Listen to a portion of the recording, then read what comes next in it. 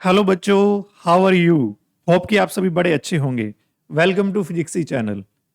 तो Physicsy channel पर आप लोगों को बड़ी गहराई में, डेप्थ में फिजिक्स के पूरे कॉन्सेप्ट समझाए जाते हैं। तो आज हम डिस्कस करने वाले हैं कैपेसिटेंस एंड इलास्टेंस। तो जिन बच्चों ने capacitance and maximum capacity to store charge वाला लेक्चर हमारा नहीं देखा है वो जरूर देखें। इससे आपका कॉन्सेप्ट बहुत अच्छा बिल्डअप होगा कि किसी भी कंडक्टर के पास जो कैपेसिटी होती है मैक्सिमम चार्ज स्टोर करने की, वो एक अलग चीज है, और एक कंडक्टर की जो कैपेसिटेंस है वो अलग चीज है। ये पूरी तरह क्लियर होता है जब आप वो पहले वाला लेक्चर देख लेते हो। तो आज हम दो टर्म्स डिस्कस करने वाले हैं। कैपेसिटेंस जो पहले भी डिस्कस हुआ है, आज थोड़ा अलग ढंग से डिस्कस करेंगे, और साथ इलास्टेंस डिस्कस करेंगे। तो आओ बच्चों, डिस्कस करते हैं सबसे पहले कैपेसिटेंस के बारे में। जैसे कि हमने पहले वाले लेक्चर में पढ़ा, बच्चा प्यारा, हमने पहले वाले लेक्चर में पढ़ा कैपेसिटेंस क्या होती है। तो उसको ही हम एक बार रिकैप्चुलेट करने वाले हैं। हम लोगों ने पहले लेक्चर में पढ़ा कैपेसिटेंस होती है charge required to raise the potential of the conductor by unity.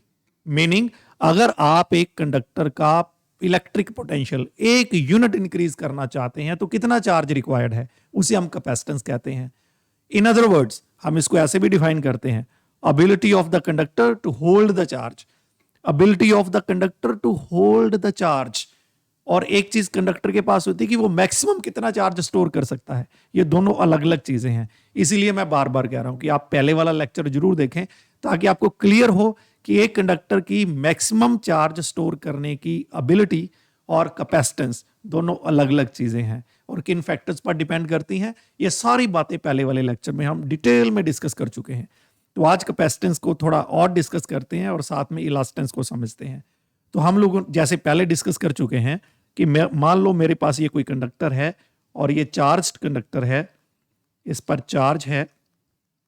जैसे जैसे हम इसका चार्ज बढ़ाते चले जाएंगे, इसका पोटेंशियल जो है वो बढ़ता चला जाएगा।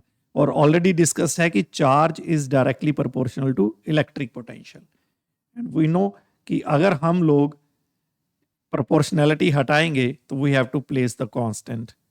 ये जो हमने सी प्लेस कांस्टेंट प्लेस करा है, that is Q by V. तो ये हमारे पास कैपेसिटेंस का जो न्यूमेरिकल फॉर्मूला आ जाता है। और यहीं से हम देखते हैं, देखिए अगर V हो 1 वोल्ट तो it is very much clear कि C is equal to Q। तो बात क्लियर हो जाती है कि कैपेसिटेंस ऑफ द कंडक्टर क्या है, चार्ज रिक्वायर्ड। कौन सा charge required? Raise the electric potential of the conductor by 1 volt. कि कंडक्टर का पोटेंशियल अगर आप 1 वोल्ट इंक्रीज करना चाहते हैं तो जितना चार्ज रिक्वायर्ड है दैट इज कैपेसिटेंस। और ये चार्ज ही कंडक्टर ने होल्ड करके रखना है। इस कारण हम इसको ऐसे भी डिफाइन करते हैं, ability of the conductor to hold the charge. Yes, ये हमारे पास कैपेसिटेंस है। एक बात बच्चे जरूर डिस्कस करने वाली है, वो क्या है? हमें पता है जो कैपेसिटर है ना, कैपेसिटर बनता है फ्रॉम टू कंडक्टर्स। ये दो कंडक्टर्स से हमारे पास कैपेसिटर बनता है।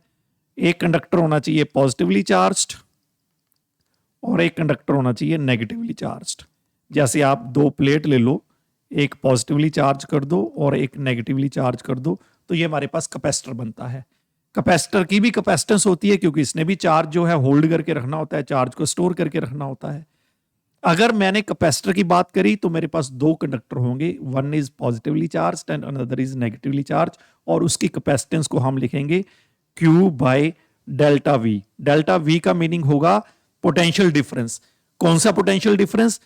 कंडक्टर ए और कंडक्टर बी के बीच, यानी ये जो दो कंडक्टर लिए हैं इनके बीच का पोटेंशियल डिफरेंस। अगर मेरे पास एक कंडक्टर है और मैं उसकी कैपेसिटेंस की बात करना चाहता हूं तो याद रखिए कोई भी कंडक्टर अगर एक होगा, अगर मेरे पास एक कंडक्टर है, इसका मीनिंग उसका दूसरा कंडक्टर, कैपेसिटर को बनाने वाला दूसरा कंडक्टर इन्फिनिटी पर है। तो उस समय हम सी लिखेंगे Q बाई वी। क्योंकि कंडक्टर इन्फिनिटी पर पोटेंशियल जीरो होता है, इस कारण हम इस कंडक्टर का ही पोटेंशियल ले लिया करेंगे। क्योंकि इसका जीरो है इन्फिनिटी पर, तो सी हो जाएगा Q बाई वी। तो ये बड़ा इंपॉर्टेंट है कैपेसिटेंस में समझने के लिए कि अगर मेरे पास सिंगल कंडक्टर है, मान लो मेरे पास पैरेलल प्लेट कैपेसिटर है, दो प्लेट्स हैं, अगर मेरे पास एक प्लेट है, अगर सिंगल प्लेट है, तो मैं दूसरी प्लेट कहां मानूंगा? इन्फिनिटी पर। तो उसकी कैपेसिटेंस लिखूंगा Q बाई वी। वी क्या होगा? होगा तो पोटेंशियल डिफरेंस, बट इन्फिनिटी पर पोटेंशियल 0 होता है, इसलिए मैं जो मेरे पास प्लेट है उसी के पोटेंशियल को ले लिया करूंगा और Q बाई वी से बात को डिफाइन किया करूंगा। अगर मेरे पास कैपेसिटर है और उसकी दो कंडक्टर हैं, दो प्लेट्स हैं, तो फिर मैं C by Q, sorry C क्या लिखूंगा, Q by delta V. Delta we लिया जाएगा potential difference between the two plates या बिटवीन द टू कंडक्टर्स। ये बड़ा इंपॉर्टेंट हो जाता है। अगर सिंगल कंडक्टर है, उसकी कैपेसिटेंस लिखनी है, तो हम बेटा दूसरा कंडक्टर इन्फिनिटी पर मानेंगे और Q बाई वी से कैपेसिटेंस डिफाइन करेंगे। अगर मेरे पास कैपेसिटर है, दो कंडक्टर्स हैं, एक पॉजिटिव और एक नेगेटिव, फिर C क्या लिखा जाएगा, Q by delta V. Delta V होगा मेरे पास potential difference between the two plates, between the two conductors. ये बड़ा इंपॉर्टेंट हो जाता है जब हम न्यूमेरिकल करेंगे। ये कॉन्सेप्ट हमारे जहन में अच्छी तरह होना चाहिए। चलो कैपेसिटेंस में आगे बढ़ते हैं। कैपेसिटेंस किन फैक्टर्स पर डिपेंड करती है? जस्ट सी, कैपेसिटेंस डिपेंड करती है shape and size of the conductor, number 1, shape and size of the conductor. दूसरा डिपेंड करती है कि मीडियम सराउंडिंग द कंडक्टर, कि जिस कंडक्टर में, जिस मीडियम में हमने कंडक्टर को रखा है उस पर डिपेंड करती है। ये दो फैक्टर्स हैं जहां कैपेसिटेंस जिन फैक्टर्स पर डिपेंड करेगी। नंबर 1, डायमेंशंस क्या हैं कंडक्टर के, कैपेसिटर के डायमेंशंस क्या हैं, मीडियम क्या है जिसमें हम लोगों ने कंडक्टर्स रखे हैं, और किन बातों पर ये डिपेंड नहीं करती है। तो capacitance is independent of, depend नहीं करती चार्ज एंड पोटेंशियल पर। बड़े बच्चे कंफ्यूज होते हैं, कहते हैं कि C होता है Q बाई वी, चार्ज भी आ गया पोटेंशियल भी आ गया, लेकिन ये चार्ज और पोटेंशियल पर डिपेंड नहीं करती, इनकी रेशो पर डिपेंड करती है, Q बाई वी पर डिपेंड करती है, not on Q, not on V। और दूसरा, nature of the material of the conductor, इस पर भी डिपेंड नहीं करती। ये डिपेंड करती है कि कंडक्टर पर चार्ज कितना स्टोर करवाया है हम लोगों ने, उस पर डिपेंड करती है। तो ये इन दोनों पर क्वेश्चन बनते हैं, क्योंकि नीट जो मेडिकल वाले बच्चे हैं वो तो पूरा केयरफुल रहे, उन पर ये कंसेप्चुअल क्वेश्चन उनसे पूछे जाते हैं। तो कैपेसिटेंस किस पर डिपेंड करती है? डायमेंशंस यानी shape and size of the conductor, और मीडियम जो सराउंडिंग करता है, जो सराउंडेड है मीडियम कंडक्टर के, और इंडिपेंडेंट है, किससे इंडिपेंडेंट है बच्चा प्यारे? चार्ज से, पोटेंशियल से, और नेचर ऑफ द कंडक्टर से। ठीक है। और नेक्स्ट हम डिस्कस करते हैं, बड़ा आसान टॉपिक है बेटा। अगर आप लोगों ने लेक्चर 1 दे रखा है जिसमें हमने कैपेसिटेंस और maximum capacity to store charge discuss करा, उसमें तो बड़ी गहराई में हमने बात करी। आज कुछ डिफरेंट एंगल से हम लोग डिस्कस कर रहे हैं कैपेसिटेंस को। तो चलो आओ, यूनिट क्या है कैपेसिटेंस के, जो इसके एसआई यूनिट है, एसआई यूनिट है इसके फैरेड, और सिंपली हम उसे एफ से लिखेंगे, फैरेड। ठीक है। और अगर हम सीजीएस में लिखेंगे, सीजीएस यूनिट क्या है? Stat farad, stat farad. और एक बात याद रखें, 1 फैरेड जो है वो होता है 9 इंटू 10⁻11 स्टैट फैरेड के बराबर। ये न्यूमेरिकल में कन्वर्जन काम आने वाली है। ओके। उसके बाद एक क्वेश्चन आपसे पूछा जाता है कि डायमेंशनल फॉर्मूला क्या है कैपेसिटेंस का। तो बच्चे कैपेसिटेंस का हमारे पास वैसे फॉर्मूला है Q बाई वी। ठीक है। ड्राइव करने के लिए कैसे हम ड्राइव करेंगे डायमेंशनल फॉर्मूला? हमें पता है कि पोटेंशियल क्या होता है? Work done per unit charge, और इसको मैं ऐसे लिख सकता हूं Q स्क्वायर बाई W। और हमें पता है कि चार्ज का डायमेंशनल फॉर्मूला होता है AT, और उसका स्क्वायर हो जाएगा। और वर्क का होता है ml स्क्वायर T पर -2, ये हो जाएगा। और डायमेंशनल फॉर्मूला कैपेसिटेंस का क्या बनेगा? देखो, m पर -1, ये L स्क्वायर है, L पर -2, ये T स्क्वायर, और T -2 ऊपर जाके हो जाएगा T पर 4, और ये A का स्क्वायर। ये मेरे पास कैपेसिटेंस का डायमेंशनल फॉर्मूला बनने वाला है। ओके। ओके बच्चे, तो ये हमारे पास कैपेसिटेंस के बारे में था। अब हम डिस्कस करते हैं इलास्टेंस क्या होता है। इलास्टेंस, इलास्टेंस एक टर्म है, जैसे हम लोग करते हैं ना कि कंडक्टेंस होती है रेजिस्टेंस का इनवर्स, रेसिप्रोकल। ठीक है। कंडक्टिविटी होती है रेजिस्टिविटी का रेसिप्रोकल, जैसे हम लोगों ने लोअर क्लासेस में 9th-10th में पढ़ा। उसी तरह इलास्टेंस क्या है? Reciprocal of the capacitance, capacitance का रेसिप्रोकल। तो ये हमारे पास बच्चे इलास्टेंस है, रेसिप्रोकल ऑफ कैपेसिटेंस। तो यूनिट क्या होंगे इलास्टेंस के? देखो कैपेसिटेंस के क्या थे यूनिट ऑफ कैपेसिटेंस, अभी हमने बात करी, दैट इज फेरेड। तो बड़ी मजेदार बात, इसका रेसिप्रोकल लेना है तो इसके ऐसे ही यूनिट हो जाएंगे एफ पर -1 इनवर्स ऑफ फेरेड, और अगर मैं पूरा प्रोनाउंस करूं तो इसका इनवर्स ले लो फेरेड का, दैट इज कॉल्ड डेरेफ, फिर इसको डेरेफ लिखेंगे।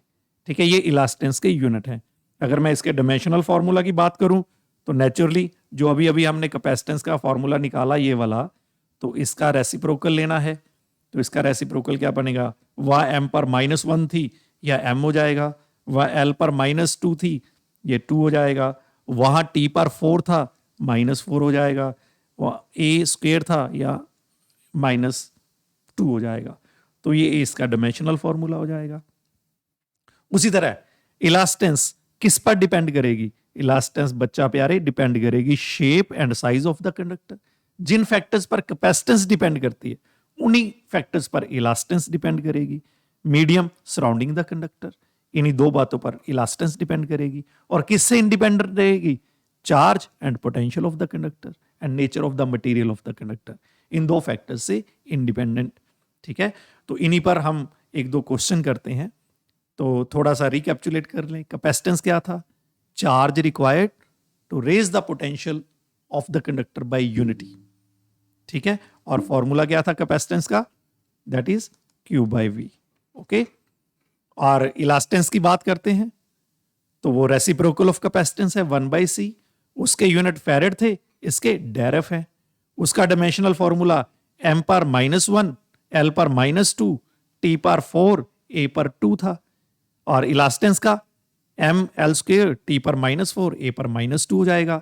दोनों ही shape and size of the conductor पर डिपेंड करती हैं, मीडियम सराउंडिंग द कंडक्टर पर डिपेंड करती हैं। दोनों ही इंडिपेंडेंट है, charge and potential of the conductor and nature of material of the conductor. चलो अब डिस्कस करते हैं कुछ क्वेश्चंस। देखो सबसे पहला क्वेश्चन है, capacitance of the conductor depends upon, किस पर डिपेंड करती है capacitance? A option the amount of charge on the conductor, charge पर नहीं डिपेंड करती। Potential difference between the conductors of the capacitor, नहीं डिपेंड करती।